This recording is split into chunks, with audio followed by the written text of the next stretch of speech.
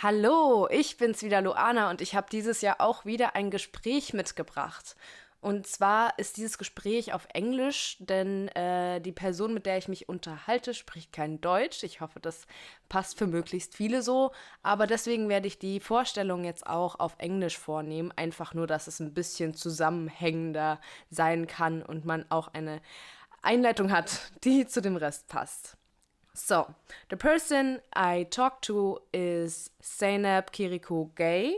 They are an interdisciplinary artist, researcher, community organizer, founder of a digital queer feminist platform, and a DJ. And on top of all of that, they're a black Czech European.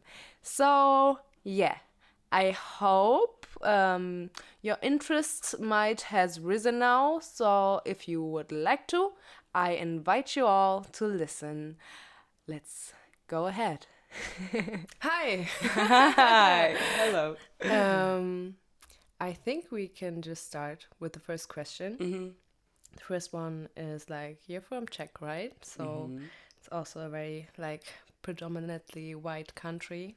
Yes. So yeah, how are your experiences being black and queer there? It's like, it's very multi-layered, I say, and complex. But I feel like if I should within like abstraction from what I feel or experience, I think I feel like it's very specific, and I feel like it's very, I don't know, it just gave me a lot of wisdom, but I guess like a lot of insecurities too, because it's an experience of like, yeah, just not having so many people around who actually like know what you're going through, and not having the language to like name what you're going through also just makes you lonely sometimes. But I also feel like I learned a lot, and I would never ever change it. And I feel like in the first like time in my life, I feel like I have a community or like relationships with people who have more similar experiences, and it's been so like rewarding, and yeah, and just like calming, because suddenly you're like, oh, maybe I'm not the only one, maybe I'm not like freaking out about things. But I'd say like Czech people are quite racist, and like some like different parts of the country different ways, obviously. But I feel like most of the things that I experience are not like direct aggression, although sometimes I do experience that too. But it's not like on a day-to-day basis. That's something that I feel like is more, just not so common. But like on day-to-day basis, I experience these biases around myself, and like, things like exotification, or just people not minding what they're talking about and from which perspective they're talking about, or just like, putting me into these boxes, and like, not really asking what my story really is, just like having assumptions around the story and so on. So that is something I experience a lot. And then like, and then it's also like a lot of, I don't know, it's just very multi-layered, and I can go on and on about like how it feels like in different like contexts and different aspects, but like I don't know if you want me to, You like, can talk as much as you want. just like go. Yeah, I love that.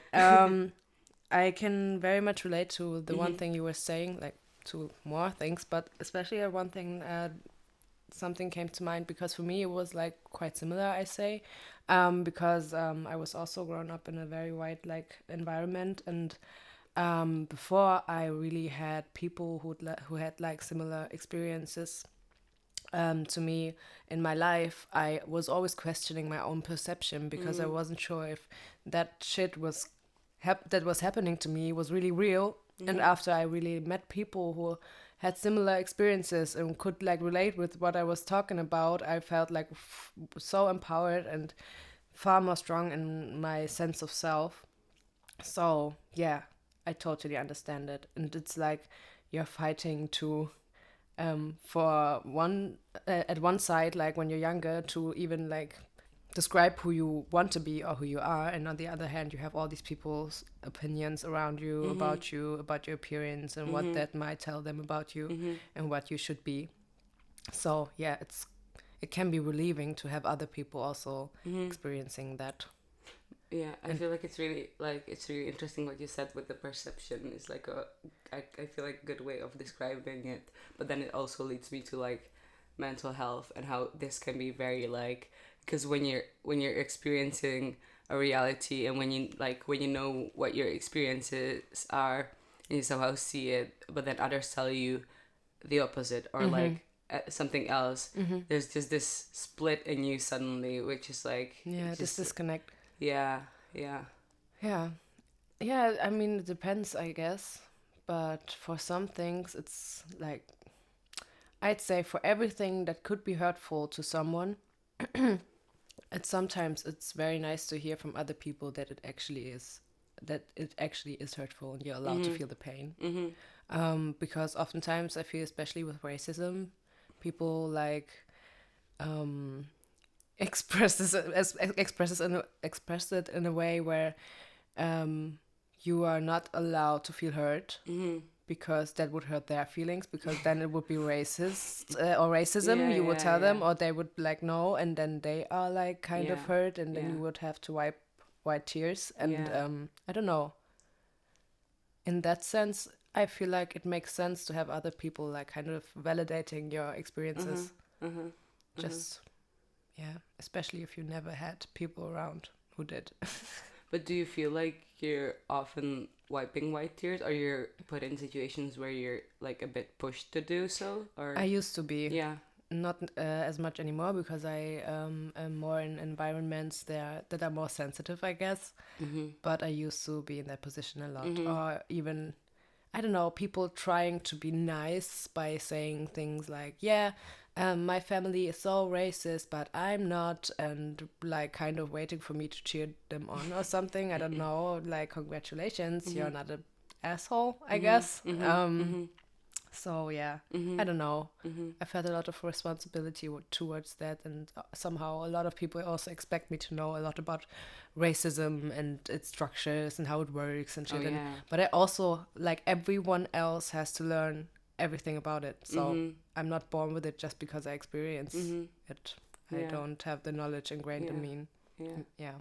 It also seems interesting to me what you said about like, I don't know, just like the fact that you already know how people might react to your feedback makes you not say it, or like in situations makes you think if you want to actually say it and be in that uncomfortable situation when you're pushed to do some like emotional labor for them to like, you know, to like deal with their guilt or like defensiveness or something, which makes it hard to actually give a feedback already before like Yeah. But I guess it's also important to like do give a feedback when you're able to. Totally. Yeah. Yeah. Well, I think it's time for our next question. Okay. So, as we were talking about racism and stuff, obviously there's also things we can do about it. So, how has your experience been in that field? Yeah. No. Yeah. I mean,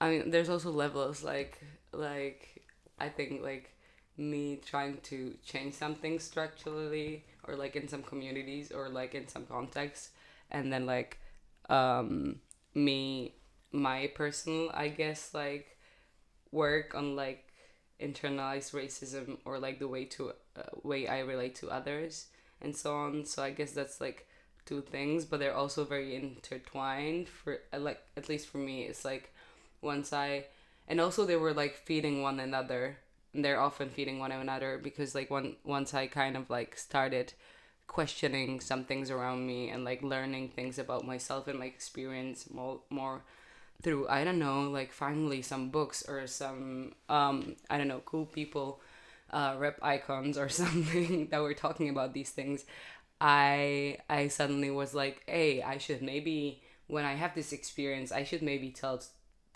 that to others, you know, like like drop it. And so I guess that's how I basically like started to talk about these things too. It's just like me reflecting on my own experience, and like just hoping that that would maybe change something, or that people could hear, you know, what my concerns are about things. And also like know that it's not that I'm talking from a personal experience, but I'm also talking about things that are structural through analyzing or like through reflecting on the experience. But I guess like I don't know how I mean like anti-racist work, community organizing, and these things. I guess I started to do these things somehow recently, I guess, because somewhat because like at one point I got connected to the Black community in Prague, and we started hanging out and like doing things together, but that was mostly like us just hanging around and like enjoying ourselves and doing parties and so on.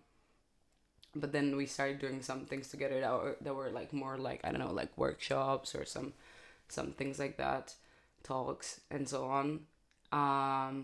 But I guess it all started off with, I don't remember. I just know that I like at some point I got really yeah, like often invited to talk about these things. Yeah, and I also told you it was like this period of time like that was connected to the George Floyd death and everything, and all of these like BLM worldwide solidarity, something that started as like ended as quickly as it started. But yeah, at that time I guess like on a like more, I don't know, professional quote unquote or institutionalized level, I started being more public about these things.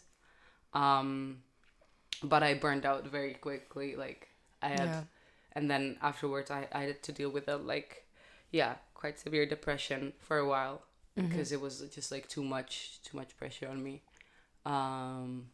And but like what it really helped me to do was like to set boundaries and to like really think about how I'm giving myself to others and like to this cause. And because I felt like this sense of like, I don't know if you relate to that, but like I felt this sense of like, who's gonna do it if I'm not gonna do it, kind of thing, you know? Like there's not many people talking about these things. Like we need the voices and we need people to be vocal, because this is not okay. Like what's happening is not okay. So I had this sense of like urgency and of like but this is what the structure does, and it puts like the pressure on the individuals. And then I got into a like moment where I felt really like I'm obliged to serve this cause, but then I just needed to stop and be like, hey, Zay, like this is not, take a step back. Exactly, this is not your, like, if you want it to, it can be your work, but just like please take care of yourself. And like it was also the timing, I feel like, a little bit like it was like the first time I felt like people were actually listening. And that also gave me this feeling of like, oh, I have to talk now, I have to say that shit now, because if I don't know if this opportunity will come again where people are actually listening and interested in this topic. But were they actually listening? I don't know. But you would have a lot more like at least surface level interest, and even that is helpful. No, definitely. And it could like turn some things. And I also like remember like Exit Racism by Tupoka Oget was like getting quite famous to that time, because it was like a very brief handbook of like how to be critical of racism. So yeah, it also was beneficial in some points, even though it was quite superficial in a lot of ways. It was helpful, but still the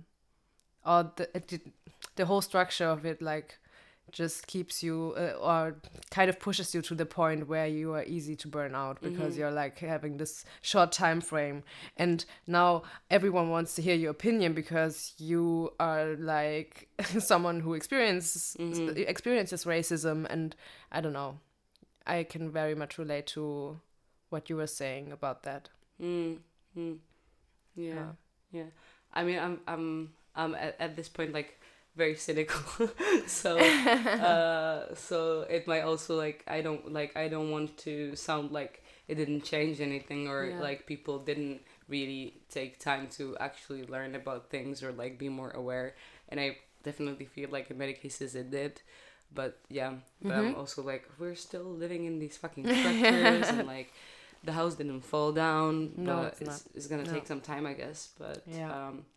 but what yeah. would you say did you gain from the work you did?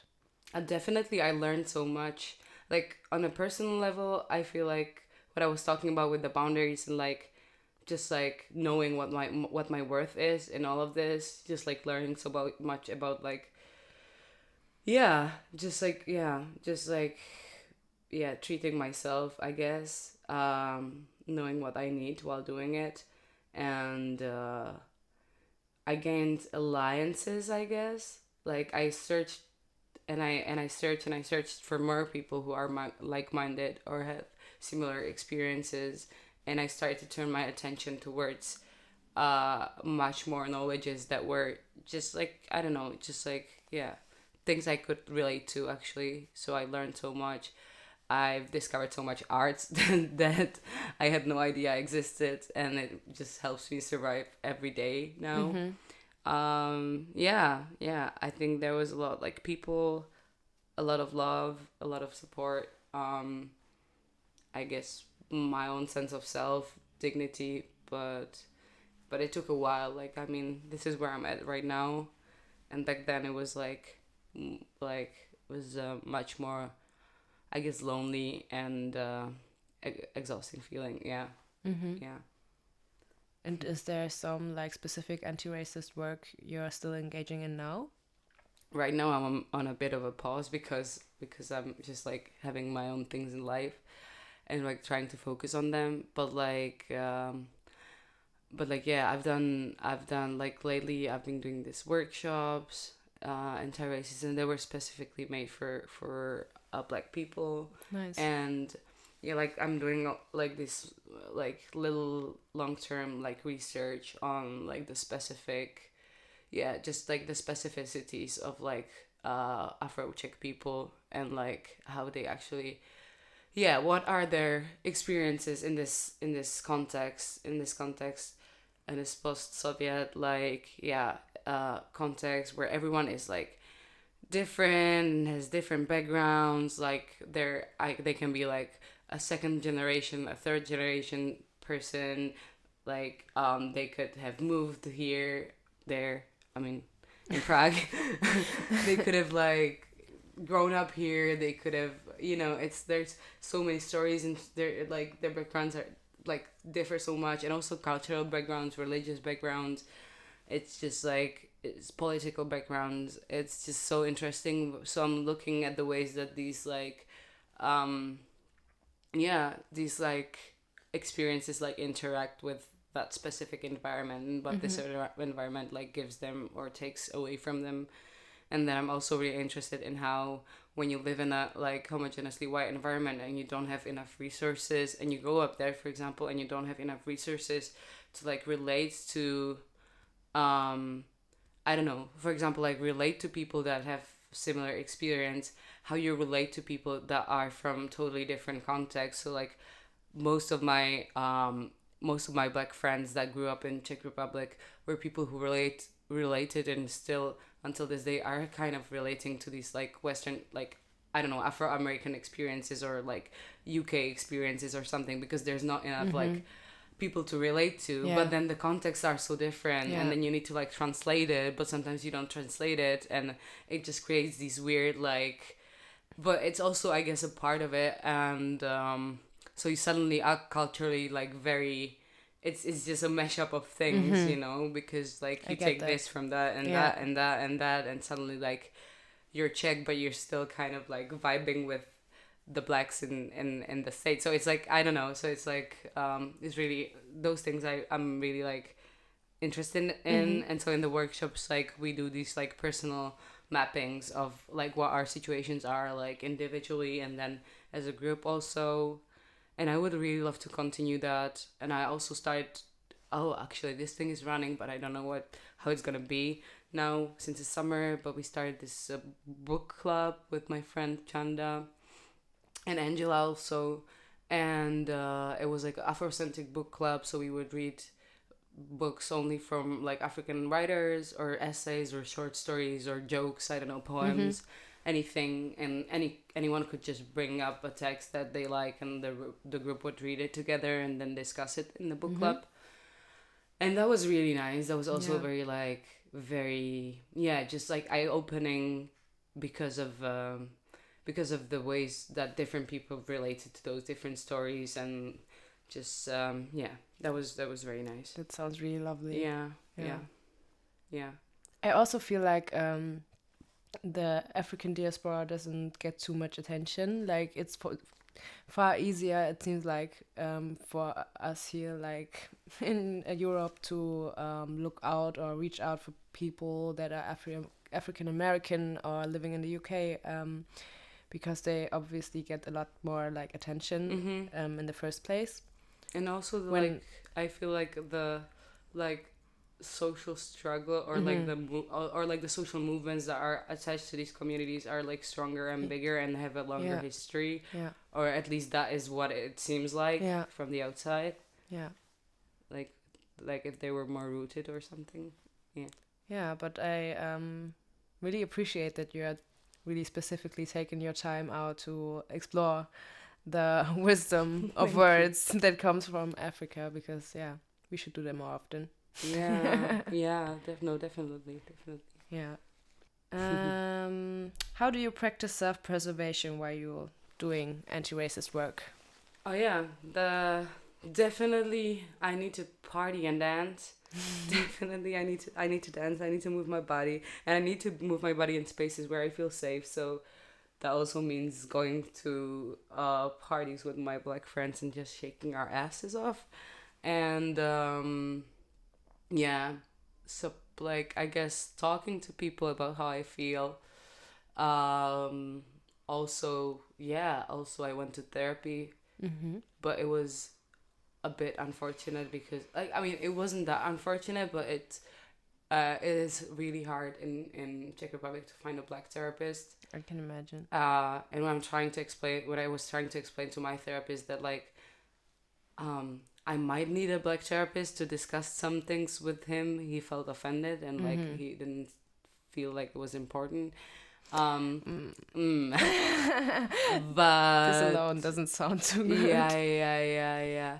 But so it's like, so you don't have really like healing spaces, like official healing spaces with like certified, I don't know what, like people who actually study the things and are like in the fields in this position in Czech Republic, which sucks, because like we desperately need that. But I guess like community in this sense really helps, just to like share things with one another, and like, you know, so you can just take your phone and write to this friend and be like, or to this friend group and be like, this is what happened today, and everyone's like, fuck them, Yes. and so on. So like this is nice. And I just like, and what, like, how am I also, like, what am I also really learning is like to be gentle with myself and kind, and not to just to break this idea of like it needs to be, it's like on my back so much, and that like there are other people doing a lot of amazing things, and that I can rest, and I should rest as much as I can, because like deprived, I won't, you know, at the end of the day I won't help at all. No. If I would just be exhausted. So I guess that, and the boundary setting is like very important for me. So anytime I work with someone, I'm already at the beginning like, I need this and I need that and blah blah blah blah, this is not okay for me. Open communication about things, about like just the situation that, or situations that you might be in, or are arising when you work with someone. Things like that, I guess. But also knowing that you don't need to talk about things when you don't totally, you don't feel like it. I get that. Also, the one thing you were talking about, like sharing things with you, with the community, and I also, like, everything you said sounds super important, and with this specific topic I could resonate a lot, because I felt like we were like doing a lot of stuff, like organizing demonstrations and whatever, but somehow we forget like to care for our community. Like there was like no community care. Everyone was like so burnt out after everyone was like exhausted, and no one was really like down for anything else, because we didn't really care for each other. And then we started implementing like these, like, I don't know, calls like every other week, where we would just talk about our feelings, talk about what we experienced, and it wasn't like something where we had to be productive and think of the next best thing we would like put together. It was just like really caring for each other, and I think this should come first, like before you do any work. Care for each other, because we are actually the people who need it. So what I've also learned is that not only like anti-racist work, but also some queer organizing and so on, and anarchist organizing, is that you need to have strong relationships in order to do these things. I feel like it's like caring is one part of it, but also like gaining trust to one another, and like actually building like human to human relationships that are based on trust. And I'm not saying that we all need to be best friends, but just like everyone should feel somewhat comfortable around each other. And it really, and then when you're, I don't know, feeling low or something, it really helps when you have someone you trust in the community or in the movement, because it's easier to like reach out for help and so on. I see. But you also said that you use dancing as a method to kind of relax yourself or whatever. So, what does that mean to you? Oh, what does it mean to me? What does it make you feel? Why do you do it? Oh yeah, it's just very affirming in so many ways. I mean, it always helps me like with my stress levels. I always feel more relaxed, and like it's just like antidote to anxiety for me, definitely.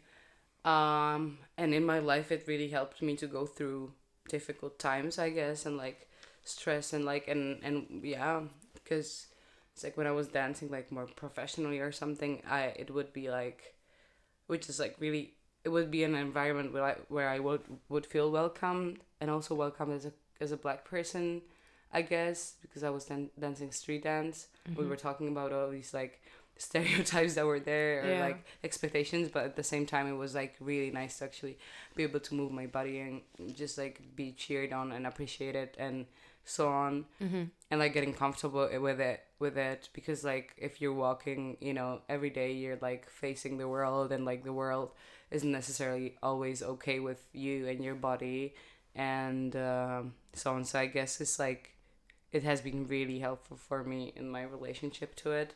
Also, when it comes to gender, it's such a affirming experience for me to dance and to move and to like feel into it. Yeah, and just like letting the body be like having the audacity to move and do like what it needs, and like in a public space also, it's like something that just helps you a lot. But I dance almost every day at home. And that just helps me to like reconnect to what I'm feeling, and really some stress. It's really. I also think it's like one of the most like stress relieving things you could do, just getting out of your head into your body and being present. Like, it's so easy these days to not be present, but like not in a overthinking way, but in a bodily way. You're very present. I love that about that as well. And it's also like, to me, it's also anti-racist, because I don't know, our bodies are getting like really how do you say it, judged for just being, and the more we move, the more judged we get. So if we dance anyways, it's like an act of resistance. No, for me it was also interesting, the like development of my movement when I'm at parties, and how like I used to dance in certain ways because I was afraid that I would be read in a certain way. So I would just like shut myself down in some moments, because I was afraid that I would be read as as like so expressive, or like blah blah blah, and these like things attached to like just racialized Yeah. beating of bodies. But I got through these like stages of like different ways of like being in space and dancing, and right now I don't give a fuck, which is nice. Yeah. Just like I really like it, like not every time, but most of the times I really don't care. But yeah, but I still like sometimes I still can feel myself like thinking like what are the people thinking around me, and especially if I'm like in parties where people don't dance much and I'm like loving it and I dance a lot, then I'm already hyper visible because I'm black and most of the people around me are not, or all of them very usually. So and then I like to be the person in the front and just like cheering and going like ooh. But so sometimes I'm just like feeling like I'm like too much or like overly excited about things or overly something. Because like most of the people don't move the way I do. But that's also okay. Like I don't think that there's there's a way that people should be in these spaces and should move their bodies. It's just like if you're alone in that, or if there's not so many people with you in that, it's just It's easy to feel judged. Yes, but it really depends on the environments. Like I feel in queer spaces is like people are more relaxed and respectful, and like totally. I get to dance a lot with people, so that's that's nice. That's really lovely. All right, so then when it comes to your self-preservation, does spirituality help, and if so, what was and is your journey towards it, and why do you engage in it? Like, Ooh. There was a lot of questions. A lot of questions, but they're exciting, I guess. I mean, like first and foremost, like spirituality helps me to connect to myself, but also my surrounding, and and it makes me more gentle with everything and more present with everything. And I guess I guess it gives me the sense of intimacy that I lack so often experiencing the things that I experience. And this lack of like, I don't know, like lovingness, I guess, towards myself and towards others. And but this is where I'm at right now, and it's like the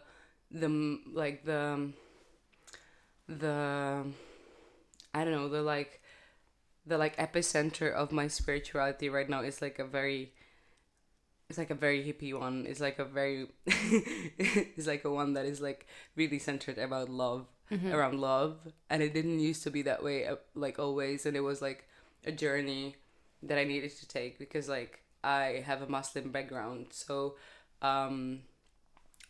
and actually Islam is also very centered around love, but the way I kind of was introduced to it was not that much about the essence of what is being said in, I don't know, Quran or how it's just like how you think in Islam, but was very centered around the discipline that comes from it, and around some practices that as a little child I didn't really understand, or I wasn't really explained, I guess, well, or like I couldn't understand why I'm doing the things that I'm doing. So it was very like so I had this like idea of like, I just had this idea, so it was easy for me to kind of just like internalize this idea of this punitive God that is like beyond me and is like higher than me, and he's like looking at me and being like, you're doing something wrong, you know, and like punishing me. And it was like my connection to Islam and spirituality in general was one that was like very much full of fear.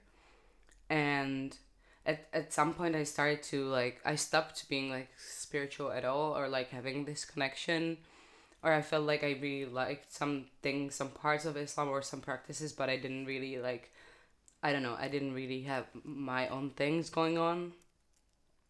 And then like later on, a couple years back, I just started being interested in some different spiritual traditions and practices too, whether it would be like, I don't know, like Slavic witchcraft, or whether it would be like, I don't know, like Buddhism or yoga, or yeah, yeah, like like just I just don't know. At one point, just like so many doors open, and I guess started seeing things as more, as more. I just started being more open to it again, and and I guess I'm losing my thought. Uh, what was the question again? There was more than one. There was this second part to it, right? Okay, The question. and if so, what was and is your journey towards it? Oh yeah, so that's what I'm talking about right now, right? The journey part. That's the journey part. So you would, I think the only thing you would have to want to maybe say, is where are you at now? Oh, okay, that's the where I'm at. Yeah. Part. Okay. Where I'm at. I guess I have my like trillion like little practices that stem from different traditions, and I like combine them, kind of. But I'm still like very much like my heart is very close to like Islam, but and like mysticism in Islam and Sufi traditions of Islam and so on. But there's so much more like that I kind of am. I just feel like it's just a never ending relationship with the divine that I'm kind of like having. Just like questioning and learning and listening and so on. And there are these like different modalities of how to do it. And then so that's I guess where I'm at right now, and it just really helps me to, I don't know, feel connected to life much more, into myself and to the things that are happening, because I feel like I really need just like a deeper meaning to all of this, and I feel like I'm experiencing it. It's not that I would be making it up, or like it's just like trying to accumulate it. It's just like I feel like I'm connecting to something that is there. So you found your path from fear to love, and yes, kind of. I still feel a lot of fear, I guess, but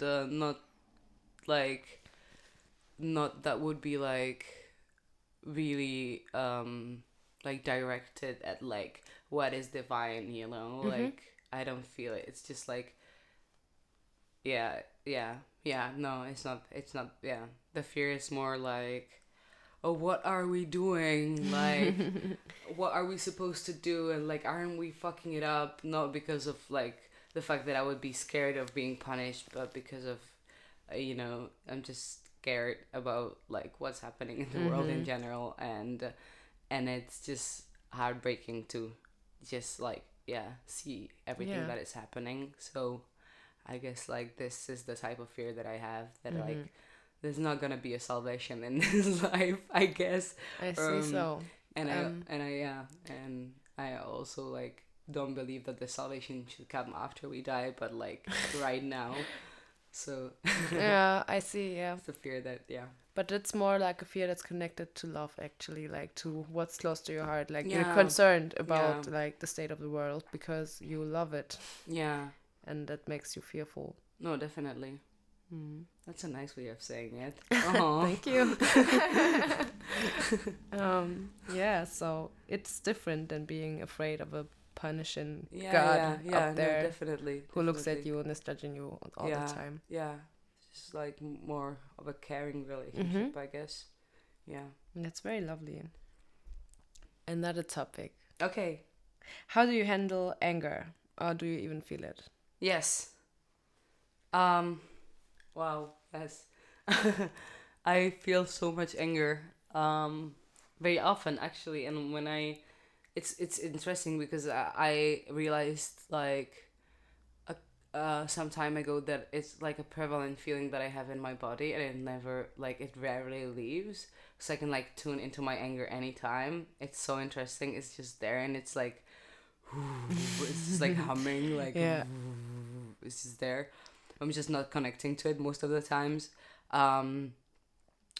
So no, but at one point when I realized this, I was like, fuck, okay, I should do something with it, because it's like, otherwise it's gonna eat me up, and you know, it's gonna hurt people and hurt myself, and so on. So, but I definitely had, like, for most of my life I wouldn't be able to actually feel it, like to sense it. It was so weird, like, or I would be able to feel it in moments where it would burst out when I would lose control, suddenly, because I would always be that person who would be suppressing it so much, because I was just like thought to do it, because, you know, if you would, at least like in my upbringing, if you would experience anger, there would be sometimes a punishment or sometimes a judgment, and yeah, and it wasn't just like an emotion that was very welcomed.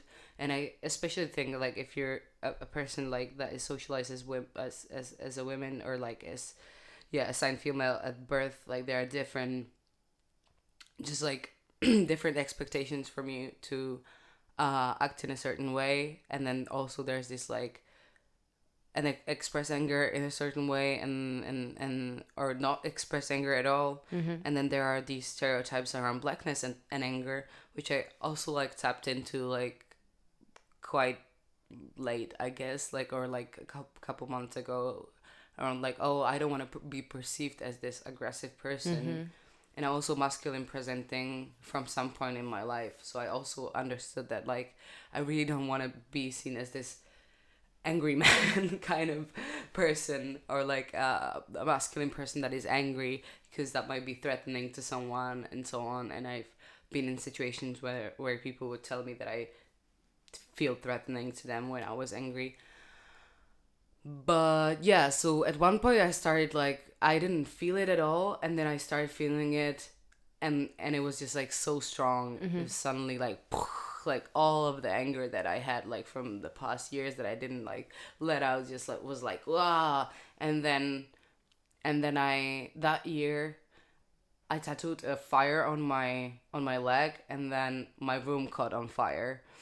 It was really, Wow. yeah, it was really super intense. Like, I knew exactly what was happening. Like, the universe wanted me to just like make peace with that element, like be at peace with fire, Yeah. or cultivate it, or like have a conversation with it, at least, because I was pretending that it wasn't there, but it was obviously there. And it was like, I could have died, but I didn't. But it was like Thank super, God. it was like super close, actually. Yeah. It was like a very, very, yeah, edgy situation. But from there on, I'm like really trying to work with it and act if I feel it.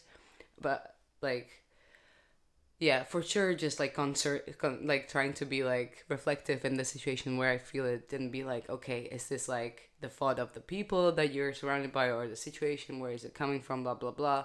But if I'm really like, if I really know it is like, you know, it is the case where it's valid that I feel angry, I'm really trying to like express it. Yeah. And it really helps. So I'm much more loud in public space now. I scream at people sometimes, and I'm like the angry black person who's like, stop talking to this lady like that, or like, stop touching me, or like, go away, fuck off, something, like, I don't know. And yeah, I mean, it just helps. And I just feel like it also is, and I was actually talking about this in another podcast, but I'm going to talk about it now, because the whole podcast, the episode was all about anger, actually. But like, what I really kind of started loving about anger is that it gives you this sense of like self-integrity, in the sense of like, you kind of somehow feel what your boundaries are, and your sense of self-worth. So suddenly it's like, no, I really don't deserve this. Like, this is not how you're gonna treat me. Like, bam, I'm gonna you know, I'm just gonna put a boundary here. Like, so you feel this like stable point that's out of you, or like this little speck of something That's and protective of you. exactly, Yeah. and in this sense it can be like very useful, I think. Yeah. And I think so too. and and yeah, and I feel like there has been many talks where like within activist spaces around like how anger can be used as a transformative force. To me, it's not like, for me it's not always the strategy of doing it, because I feel like it can also be very exhaustive, and also isn't it doesn't really pay you back. For me, it's just like sometimes like a one-time thing where you're like, you need to push energy into something, and so you do it, but like not a fuel that I could like do things, or like a motivation that I would like do things on that. And like for me there's much more, just like it's much more helpful for me to like find the motivation in the positive things, and like exactly like I'm caring about something so much that I want to like protect it or something. Just like finding different meanings than this makes me angry, you know. But yeah, I guess also what I kind of learned is that what really lies between anger is grief, and just giving yourself the space to also explore, not being just like reactive, but also explore what you're hurting around, or like what is the hurt that is just shouting right now, is like super important. And it can be a very, also like a very transformative experience of like learning, you know, like something about yourself or something about the world, like, oh, I have been hurt in this way, this is actually ouch, then maybe it's not okay that it is happening, like. And having the compassion with yourself, I guess. So what is your relationship to anger? Well, I think I also had a lot of my lifetime where I didn't really express it, like not at all. Every time something would happen that would actually could make me angry, I was rather sad. And I think it is because I always had this weird feeling or sensation of I deserve this. And it's also like you said, it's actually quite good to experience anger, because you have this moment of like protecting yourself and having boundaries where you know, like, I'm not gonna let anyone treat me like this, or somebody I love or whatever. But I didn't have that because I was like really, really insecure, and I had I mean, I still to this day struggle with depression and stuff, and somewhat it's also like caused by all the racism that surrounded me, like definitely. my whole lifetime, and really it ingrained in me of this feeling of not being worthy and being guilty for a lot of things, and always having to make double as much of an effort to like be seen somewhat equal. And so when it comes to anger, if I would express it, it would just like hinder the way of me becoming somewhat equal, even though that's stupid. But I mean, that's how I was socialized, and so I didn't express anger at all. So when I don't know, when I got older and I started therapy, and I eventually got like people that were really caring of me, and also it's a lot of like people, I guess, that helped me to find my anger even. Like I have this one long friend, like, you know her, Joala. She like reflected to me some situations where she was super angry about stuff that happened to me, and I wasn't.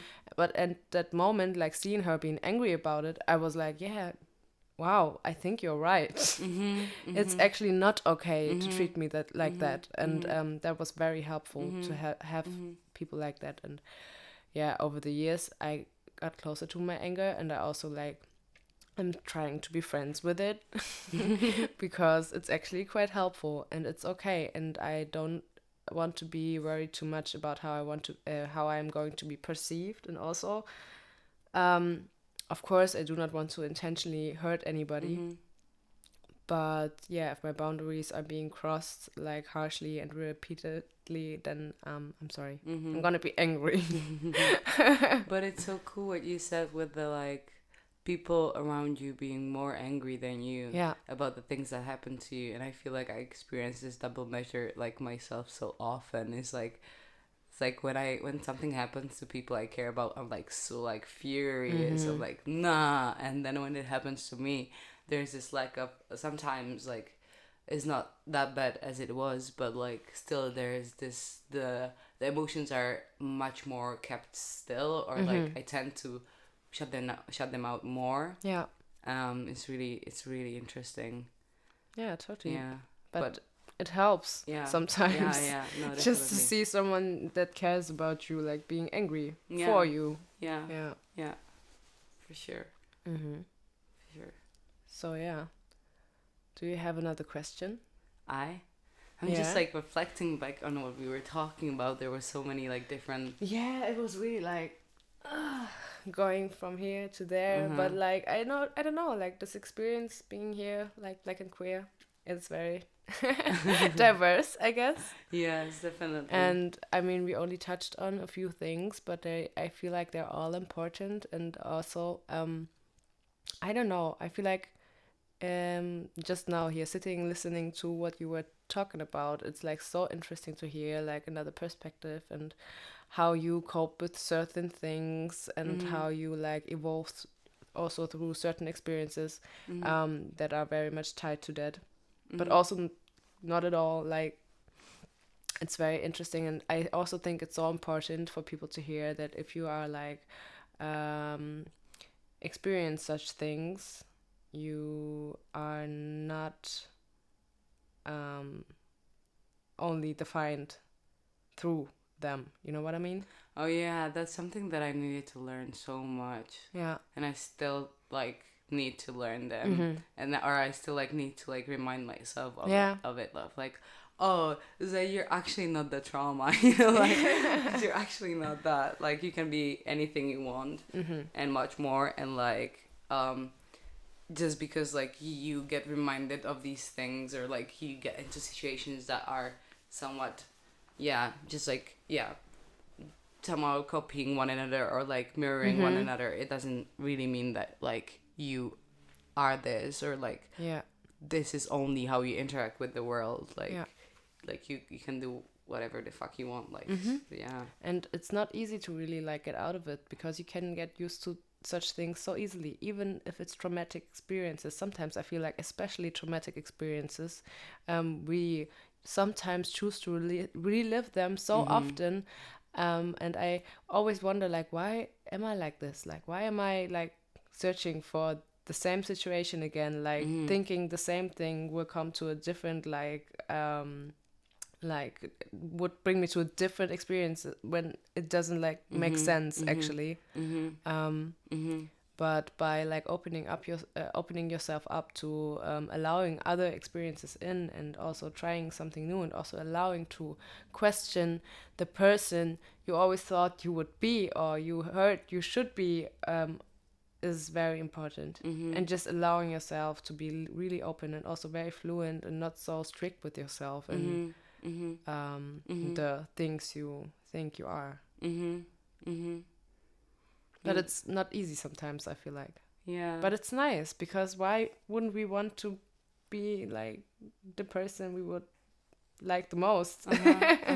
It also like reminds me of our earlier conversation where we were talking about like how the experiences are so diverse, and how there are also like these stereotypes around blackness that just are like continuing to reproduce in like different contexts, and even the black context around like dancing, or around anything, language, I don't know, around your history, and like assumptions about what you should wear, or anything like that. And how it's like, I don't know, it's just like, to me this was very like an eye-opening point when I was like, oh, to be black doesn't mean to be this and that. Like it means that I can define my fucking self. Like like I'm a part of it. Like I'm a part of it. Like I really like to identify with blackness, but it's also that really want to feel like an agent, or like I have like the agency of like,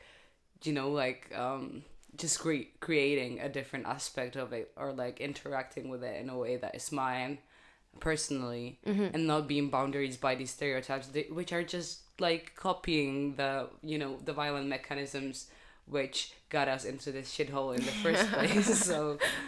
So I just feel like it's really like important to like think about that as well. Totally. Yeah. I mean, what also really comes to my mind is like, but that's like maybe a whole nother conversation of like this experience of being mixed race, because we were talking about that together a bit. I don't know if I have like something specific in my mind. It's just like that we were talking about how it is also very specific, and just living like the best of both worlds. Na, na, na, na, na, and you rock out the show. Exactly. It's something I play in my mind like anytime like a situation that reminds me of it, like it happens. I can relate. Best of both worlds. But it doesn't feel like this all the time. No, it doesn't. It doesn't. But at the same time, sometimes I don't know. But is it two worlds? Like that's the thing. Is it like even? I'm like not sure how to like name it or something, because like for me, like it was never like about two worlds in the sense of like I was born in Prague, and then there was this other place where with which people would associate me and assume you to know a lot of shit about. But I didn't. Yeah. And I have family there, right? And we talk from time to time. And my father's from there, and I've been there when I was a kid and so on. So I guess I can relate somewhat, but it's also like hard for me. And then I don't know, it's just like I didn't even feel like between like two worlds or something, because I feel like I'm so ingrained in like the westernized society like so much, and being such a part of it, that I guess like the life experiences that I had and like the knowledges that came also through this heritage are somewhat twisting it, or like disrupting what is happening. But I guess it's I'm still like, I'm still very like from Central Europe, and been living here my whole life, and have a European passport, and have been like in the institutions and being part of the system. So I don't know. So it's like for me, it's like just I don't know, just like a very weird space to navigate like these questions. Yeah. Because like the stuff you experienced, like being a Central European, is not something that people see when they look at you. Yeah. They always see like your African heritage. Yeah. And I think it's also like the same for me. Like I really have to make an effort to connect to that side of myself. And it's not like, oh yeah, I just woke up and I'm such a Mozambican now. I'm not. I'm definitely not. I'm such an Alman. I'm such a Kartoffel. So I personally like to connect to that side of myself, definitely, and I also want to do that more. But it's hard for me to really like also balance everything in a way where I'm not like pushing some attributes towards one side or the other, which would be racist as well, and or limiting myself due to these patterns of thinking. So I really like went through this weird phase where I was like, I'm really into fantasy, and I love like, I don't know, Nordic mythology and everything. And I had this time where I was really like not allowing myself to really like enjoy this stuff or really dig deep into it, because I was like, no, this is only what Nazis do, so I guess I can't do it. And if I like it, I'm like a bad person or something, which makes literally no sense. Everyone can enjoy that stuff and everyone can learn about it. It's not like reserved for certain people, but somehow I landed there. And then at one point I wondered and was like, nah, Luana, that's stupid. even if you weren't like born and raised in Germany, you could be interested in that stuff. Yeah. No, definitely. Yeah, but it's interesting how you like connect certain things with like race or whatever heritage. Yeah. Yeah, but also I'm thinking about this like idea of like the different parts of ourselves, because I feel like it's not like, it's like, because it like, for me, when we say this, it like stems from the idea that there's this some huge part of you that is not yet like explored or experienced, which to me is like, doesn't really make sense. Yeah, to me it's a little bit weird. It's like, is it waiting there for me in Africa, like this one part of me, like, you know, like you have to pick them out. I need to pick them out. And then I'm just like thinking, isn't it more like you're like, isn't it like you, okay, you may be evolving or like becoming a different person through your relationship to, I don't know, the heritage, or like through your relationship to blackness or whatever, and exploring yourself in new ways, but like just like this idea of like having those like two parts fractions, you know, it just seems to me like it's just like a very weird idea. Actually. But I'm very glad you're pointing it out, because it's actually really ridiculous just to think about yourself that way. But somehow we get raised also that way. Yeah, like, you are made up of two parts. Exactly, like a zebra or something. And actually that one part, like, you don't know shit about. Yeah. So how are you supposed to deal with that? Yeah, exactly. And it makes you like, yeah, I don't know. It doesn't feel like a very good instruction, you know, to give a person, or like a good start in like their effort to actually get to know themselves. But and I truly believe like, and that's like spirituality kind of like related, and I truly believe that we have this like essence that is ourselves, or like our highest self or something like that, or our, and it's just this like joyful, ecstatic, childish thing. Like a sunshine inside of us that is just there and has always been and will always be, and we're just trying to approach it somehow, or like get connected to it. And I guess that's the part I'm trying to like reunite with. But these things that we're talking about is just like, I feel like these are like social facets of like your identity, and like, but the identity is not like for me, it's not like fractal, or it's not like in separate caskets, you know, but more like a relational, some like melting pot of everything. Exactly. Yeah. I think we can end it here. Ooh. We're talking about a lot of nice things. Yes, thank you so much. Thank you for your time and all your words and your thinking, and I really like listening to you. Same. Thank you. I hope you also enjoyed it, but you were just saying that, so Yeah. Then this is it. Take care. You too. That's a weird thing to say at the end of the podcast. Well, whatever. I can cut it off. I will just cut it off. Yes. Oh, thank you. Yeah, thank you.